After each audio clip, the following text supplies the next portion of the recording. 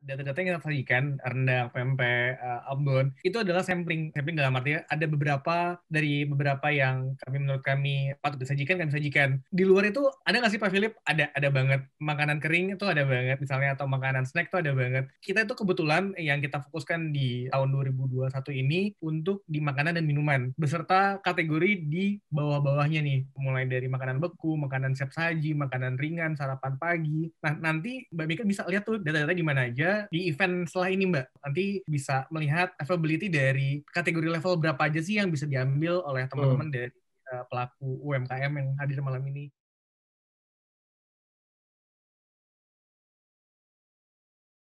Oke, kalau iklan kita sebenarnya lebih ke benar-benar per produk. Jadi contohnya kayak cakalang, suwir, pedas itu benar-benar per keywordnya. Cakalang, abis itu nanti ada cakalang suwir, abis itu kita juga kadang-kadang menyelipkan nama kompetitor. Jadi misalnya dia lagi nge-search kan, ini nggak sebut nama lah ya, empal gepuk siapa gitu kan. Nah, abis itu ketika dia udah tahu mau nge-search siapa, tapi ngeliat ada pilihan ini nih, lihat yang review lebih bagus, siapa tahu dia nanti jadi lebih tertarik sama produk kita. Jadi benar-benar kalau ngiklan itu harus per keywordnya tuh kita pikirin kira-kira orang kalau lagi nyari produk kita itu bakal ngetiknya apa ya, atau ada juga fitur di iklan itu yang negatif keyword. Jadi kayak keyword-keyword apa aja sih yang kita nggak mau, yang nggak mau sampai pas nyari itu ada di kita. Misalnya ada kompetitor yang benar-benar nggak relevan sama kita, bisa kita tulis di situ, itu bisa jadi negatif keyword buat kita. Jadi ketika orang search itu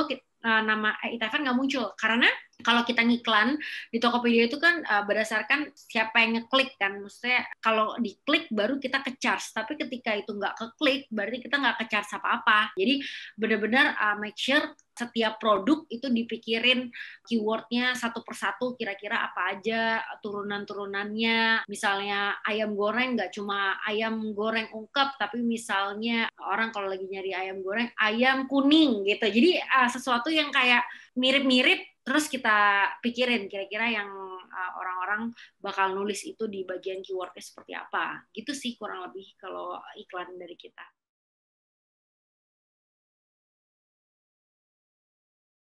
Tiap produk itu kita hitung HPP-nya. Jadi benar-benar dari HPP itu kita turunin, kita sepakat sendiri ya, ini setelah bayar karyawan, kita maksimum spare segini. Jadi kadang-kadang untung sedikit nggak apa-apa, tapi kita udah nge-spare kalau itu benar-benar buat brand awareness. Misalnya kita pernah tuh kayak diskon 40%, 30%, walaupun sebenarnya marginnya tipis banget, tapi ya nggak apa-apa. Yang penting orang-orang tahu sama produknya dan rating dan review kita naik. Kadang-kadang juga kita kayak kasih free sample dan segala macam, semuanya benar-benar kita hitung per produk, HPP-nya berapa, kemudian kira-kira buat yang lain-lainnya berapa, plus waste-nya juga dihitung. Kadang-kadang kalau kita bikin produk kan pasti ada waste-nya juga kan. Waste itu biasanya kita hitung plus 10%. Jadi misalnya HPP kita biasanya di 50, ada juga yang 60%, tergantung produknya, ada juga yang 40%.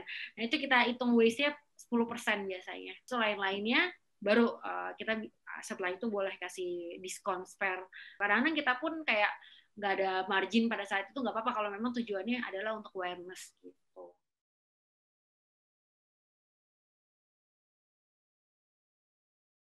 Sebenarnya kalau ngomongin flash sale seberapa efektifnya, itu balik lagi ke tujuannya. Kita tuh kalau flash sale itu tujuannya bukan untuk cari uang, tapi lebih untuk awareness, lagi-lagi kayak gitu.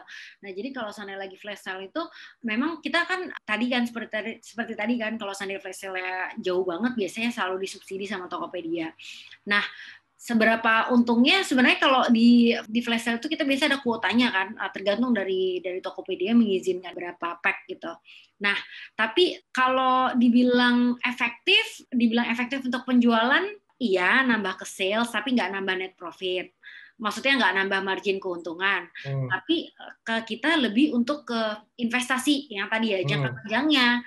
Karena flash sale itu tujuan kita kan supaya kita customer coba, mungkin yang dia masih consider beli nggak ya, dikasih diskon, akhirnya dia nyoba produk kita. Nah, customer pertama yang mencoba, menurut kita itu yang paling mahal, karena kita mendapatkan satu customer baru kan. Nanti kalau dia udah puas sama produk kita, itu nggak akan sulit untuk membuat dia beli lagi gitu.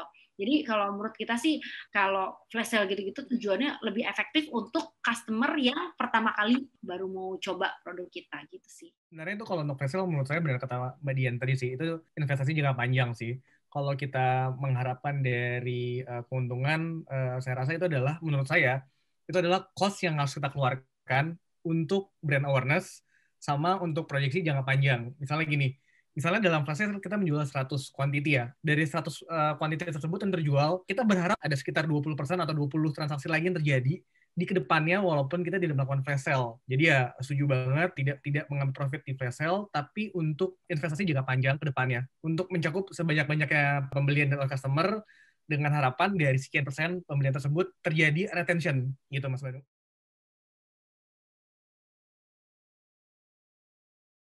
Kalau keterkaitan antara data sih kita biasanya kayak gini ya.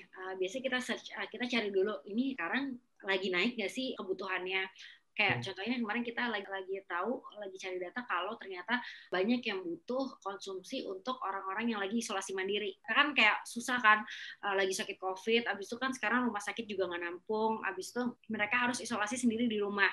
Akhirnya kita dari problem itu kita luncurin produk cepat pulih, produk-produk yang memang didesain untuk mereka supaya mereka itu cepat pulih dan mereka nggak usah pusing kalau lagi sakit, nggak harus pusing mikir makan apa. Nah, yang kita lakukan itu biasanya apa? Biasanya kita pertama kita cari datanya dulu, apakah benar ini menjadi problem bagi customer atau produk apa sih yang paling dicari. Nah, sekarang kan sudah dapat bocoran banyak nih dari Mas Philip. Mungkin teman-teman bisa duplicate, cari kira-kira inovasi apa yang mau diberikan sama produk yang diluncurkan.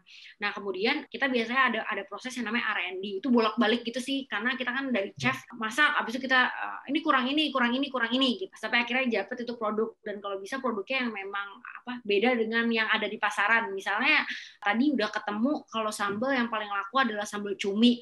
Berarti kita akan sulit kalau kita main di situ lagi. Kita harus innovate something yang di luar cumi.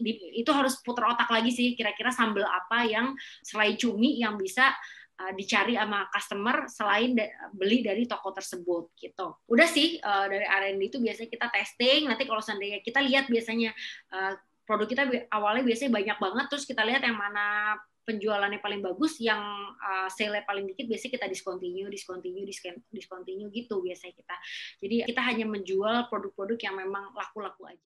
Sebenarnya kalau untuk rentang waktu itu kita tidak bisa menentukan sih, Mas Banu, dalam artian sebulan, 2 bulan, 3 bulan itu bisa jadi sama, bisa jadi enggak.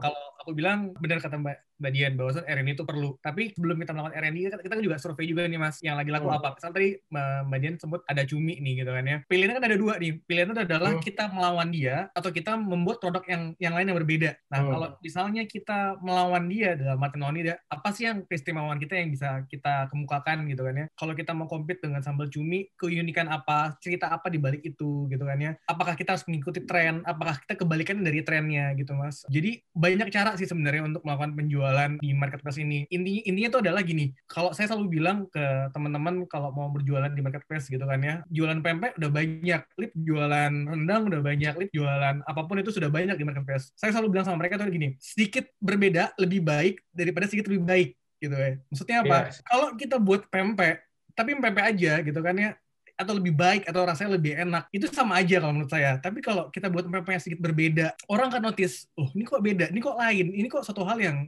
experience-nya berbeda gitu kan ya. Nah, jadi balik lagi saya bilang tadi, survei sebulan 2 bulan belum tentu menentukan juga gitu kan ya. Melawan arah belum juga menentukan, mengikuti arah juga belum menentukan. Jadi balik lagi ke diri kita masing-masing, kita mau melakukan dengan cara seperti apa.